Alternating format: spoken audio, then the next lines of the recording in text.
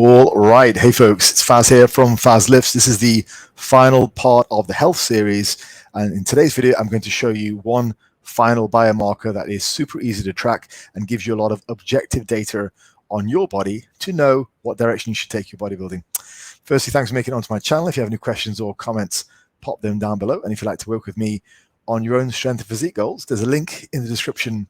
And if I could just ask you guys, if you're on this and you haven't yet subscribed to the channel, please go ahead and like and subscribe. If you have subscribed, please drop a comment. Also, hit the notification bell so you get notification for my videos. That helps me out in growing the channel because it means the video is viewed quicker, better engagement, nothing's being missed, and that helps to grow my channel. It's what you guys can do to help me. All right, so getting on with this. Now, we're going to run straight into this one, and we are talking today about blood glucose monitoring. So blood glucose monitor, which is, got mine right here. Okay, really easy to use, cheap, small device, and it allows us to keep a track of our blood sugars. But firstly, let's just talk about it because a lot has been said about blood glucose. It's a big topic these days. I want to just give you a brief overview as it relates to what I'm talking about here. Everyone's going to have a lot of opinions on that, but let's just specifically talk about why it can be used to fuel our bodybuilding. Firstly, it's a very direct measure of the amount of glucose, which is broken down sugars and carbs in your blood at any given time. This works as a biomarker. And if you remember the definition from my last video, that is a measurable biological marker of health or disease. In healthy individuals, there should be a balanced amount. So there should be a regular amount of glucose in your blood at any given time. You don't want it to go too high. You don't want it to go too low.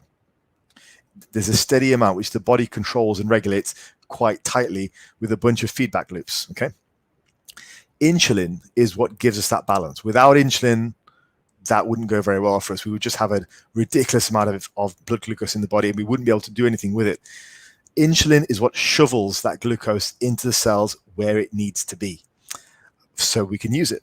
You know, this is why people who typically have diabetes typically get very tired very quickly because they just can't use that energy. So they start to lose some weight, they get a lot more energy. It works.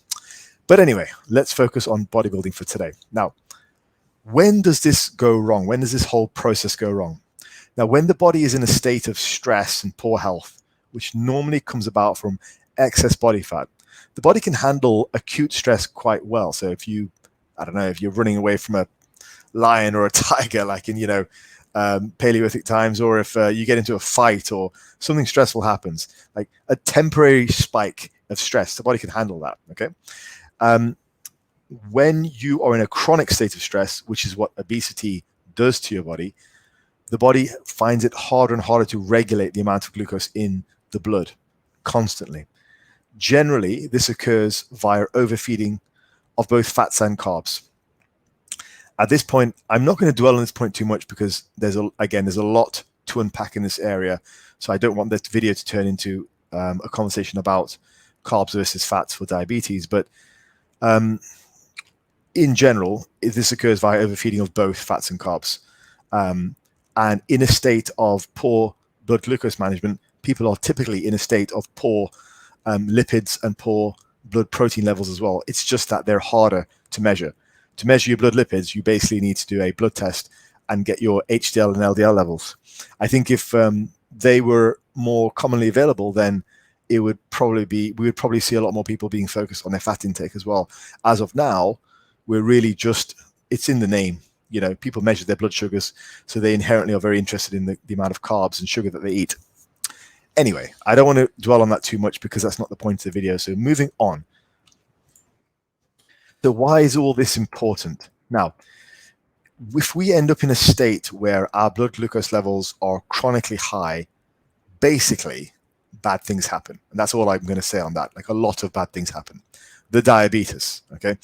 Now, over the course of a bulk, just a regular bulk with a regular person who's nice and healthy, your blood glucose level may well increase. It will gradually get higher. This is quite normal, okay? As long as it's within set parameters. The severity to which this occurs, so how fast it goes from normal to high, depends on how lean your bulk was. Now, we all have a sort of a cutoff point where the health returns are unacceptable. As a quick note, for guys who are enhanced, this will probably happen quicker unless they are very, very hot on nutrition and ensuring that their blood glucose remains low, which is why for the enhanced guys, it becomes doubly important that they check the blood glucose on a regular basis. If they're not doing that, they're really screwing up. So over the course of bulk, this blood glucose level will probably rise up a little bit, but as long as it's within acceptable measures, it's okay. The point of what I'm explaining today is, how do we know we're still in acceptable range so we don't do damage to our bodies, right? It's, again, objective feedback, and that's what this series is all about. Nice, quick, easy tips, the things we can do at home. So to get the green light to bulk. Now, for the majority of healthy individuals, normal blood sugar levels are as follows. So between 4 to 5.4 millimolars per liter, which is about 72 to 99 milligrams per deciliter when fasting. So I check my blood sugars when I do check them. I don't check them every day, but I'll check my blood glucose levels usually about an hour after I wake up. I would have had maybe a pint of water in that time. That's it. And as long as I'm reading between 4 to 5.4, I normally am about 4.4 to 4.5, sometimes as low as 4.2. For me, I'm happy with that. That is good for me. If I'm waking up on those numbers, I'm like, great, everything is good, life is good. Now, it's also worth measuring after eating. So about 2 hours after eating, and after eating is called postprandial. Okay, so postprandial after eating. If you're up to 7.8 millimolars per liter, that's seen in the medical literature as being healthy. That is 140 milligrams per deciliter. That's 2 hours after eating. Now, the other thing is, and like I've just the number that I stated, it's also important to see how fast your body clears glucose from your blood. So you eat, the food gets broken down, pushed into your bloodstream. Now, how fast your body clears that glucose, so how fast the insulin comes in, how quickly it goes into your cells, is also very important. So testing your levels fasted is important, but testing your levels about a couple of hours after you've eaten is also important. You need to ensure your body has the capability to clear the blood of glucose and everything else after a meal, postprandially. So it should be back down to under 7.8 millimolars per liter 2 hours later, preferably less than that. So keep this one pretty short today. And this is really simple. It's just, it's laughably simple, but people still don't use it. And coaches don't talk about it, because this is the type of information, the type of feedback you can get from your body, which is going to just make your bodybuilding journey so much more informed. And it drives me crazy that people don't talk about this much. So simple stuff. Keep your fasted under 5.4 millimolars per liter, around about 99 milligrams per deciliter. Postprandially, I would say you need to be under 6 millimolars per liter. I know the medical cutoff is more like 7.8. I go with about 6. Me personally, I'm well under 6. I'm about 5.2 postprandially, and pretty much back down to normal a couple of hours after. That's where you want to be. Now, when you're on a bulk and you've been on a bulk for a while, okay, fair enough. Maybe your numbers be a little bit higher, as I've explained, and that's normal. But as long as you're in that range, you're pretty good. Medical literature and experience has shown us that you're pretty good. So you can use this data when you're questioning whether you should bulk or cut. When you and your coach are sat there and your coach has mapped out, 4 or 5 months of bulking, and you're sat there thinking, oh, you know what, I'm getting a bit uncomfortable. And you're like, no, bulk on, bulk on. Like, well, look at my blood sugars. Are they good? Are they not? And if they're good, green light, green light.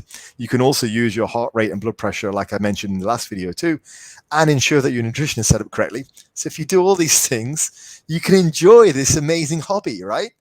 And you look at bodybuilding culture, and you look at bodybuilding over the last couple of years, the amount of deaths that we've had. And yes, I know, there are enhanced people within that mix, but you look at what should be an amazing life-enriching hobby, and it does get you worried. You look at all these people dying, like, what the hell's going on? But my point with this series is to talk about this type of thing, which people don't really talk about, but it's so easy to do. The blood pressure monitor is 20 quid, okay? Heart rate monitor is dirt cheap, and some of those are built into the blood pressure monitors as well, if you really don't want to get one of these trackers. And a blood glucose monitor is, I think, about £15, whatever that is where you guys are. So they're dirt cheap. It gives you and a chronometer. You can use it for free. But all this gives you such a great way to monitor your health as you build your body. And if you're not even concerned about health, you just want aesthetics, well, you can bodybuild for longer. That's pretty cool. But if you should be as concerned about your health as you are about your physique, and if you're doing bodybuilding for some of the right reasons, like building health as well, why not do all this kind of stuff? You got a lifetime to do this. You know how far to push the bulk. You know when to cut back. I mean, this gives you great data to work with. And I think if you've got a coach who's not really talking about these things, then you've really got to question what you're doing at that point. It's your body. Take charge of it and enjoy what is an amazing hobby, but enjoy with the comfort in knowing that, okay, I'm closely regulating my physique. I know what's going on. And actually, this is really great, easy stuff that I can do at home.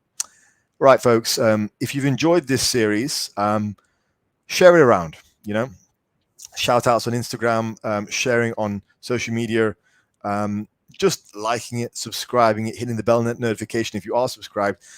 All that helps a lot because I'm trying to grow the channel. Being a coach is my bread and butter. This is what I was a coach long before I was on YouTube. And I just want to get my message out to more people because I genuinely believe like I've got a good message and I do good work. So I would appreciate any shares and likes and subscribes. But you guys are fantastic. So hopefully you found that useful. Keep on it. Stay healthy. Get big. That's what we all want to do, right? So cool. I'll see you guys soon.